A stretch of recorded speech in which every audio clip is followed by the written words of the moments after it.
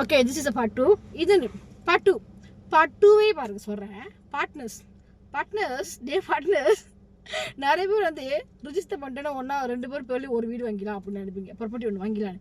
No, நீங்கள் 2 பேருமே தனித்தனியாக ஒரு லோக்கல் ஹவுஸ் வாங்குங்க.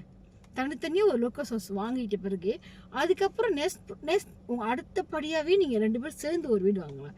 ஏன்னா நீங்கள் தனித்தனியாகவே ரெண்டு பேருக்கு 2 வீடு வாங்கிட்டீங்கன்னா உங்களுக்கு 2 சொத்து வந்துருச்சு, ரைட்டா? ஸோ அந்த 2 லோக்கல் ஹவுஸையும் நீங்கள் ரெனியூஷன் பண்ணி ரெண்டல் விடுங்க. ரெண்டல் விட்டு சம்பாதிங்க. இன்னும் லைஃப்பில் ஏறிக்கிட்டே போங்க. அதுக்கப்புறம் செகண்ட் ஹவுஸ் வந்து நீங்கள் 2 பேர் வச்சு நீங்கள் இருக்கிறதுக்கு உங்கள் ஆசைப்பட்ட மாதிரி ஒரு நல்ல ஒரு ப்ராப்பர்ட்டியாக வாங்குங்க.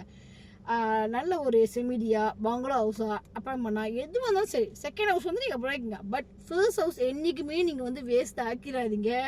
கண்டிப்பாக சொல்கிற வேஸ்ட் ஆக்காதீங்க. லோ கிளாஸ்ன்னு நினச்சி தப்பாக நினைக்காதீங்க. நம்ம சொத்து அந்த லோ கிளாஸு, அது நீங்கள் வாங்குங்க. ரெண்டில் விட்டு சம்பாதிங்க. சொத்து சேர்த்துக்கிட்டு போயிட்டே இருங்க. ஓகேவா? செஸ்.